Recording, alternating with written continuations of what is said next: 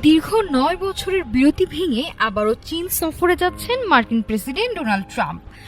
বুধবার বেইজিং পৌঁছানোর পর তাকে দেয়া হবে রাজকীয় সংবর্ধনা।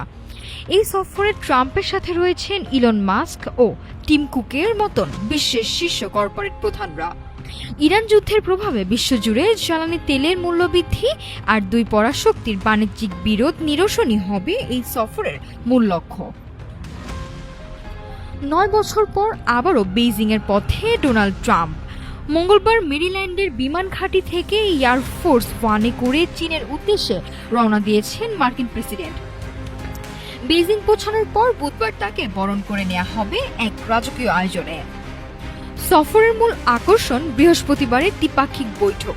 শি জিনপিং এর সাথে এই গুরুত্বপূর্ণ আলোচনায় গুরুত্ব পাবে বৈশ্বিক রাজনীতি ও অর্থনীতি। এরপর ট্রাম্প পরিদর্শন করবেন ঐতিহাসিক টেম্পল অফ হেভেন এবং অংশ নেবেন রাষ্ট্রীয় ভোজে। তবে এবারের সফরে ট্রাম্প একা নন, তার সঙ্গী হয়েছেন যুক্তরাষ্ট্রের বড় বড় কর্পোরেট প্রতিষ্ঠানের এক ঝাঁক শীর্ষ নির্বাহী। বিশ্লেষকরা বলছেন, ইরান যুদ্ধের কারণে বিশ্ববাজারে তেলের দাম বেড়ে যাওয়ায় বড় সংকটে পড়েছে চীন। উৎপাদন খরচ 20% বেড়ে যাওয়ায় বেইজিং এখন এই যুদ্ধে দ্রুত অবসান চায়। ট্রাম্পের এই সফরে তাই জ্বালানির সংকট ও মধ্যপ্রাচ্য ইস্যুতে চীনের বড় ধরনের সহযোগিতা চাইতে পারে ওয়াশিংটন। সফরকে কেন্দ্র করে বেইজিংয়ে নেওয়া হয়েছে নিশ্চিত নিরাপত্তা।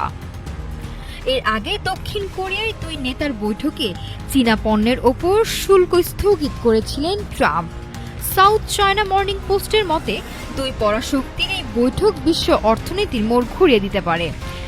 এখন দেখার বিষয়, ট্রাম্পের এই বিজনেস ডেলিগেশন আর শি জিনপিং এর কূটনৈতিক চালে কতটা লাভবান হয় বিশ্ব। নাফিসা সামিয়া, ঢাকা টুডে।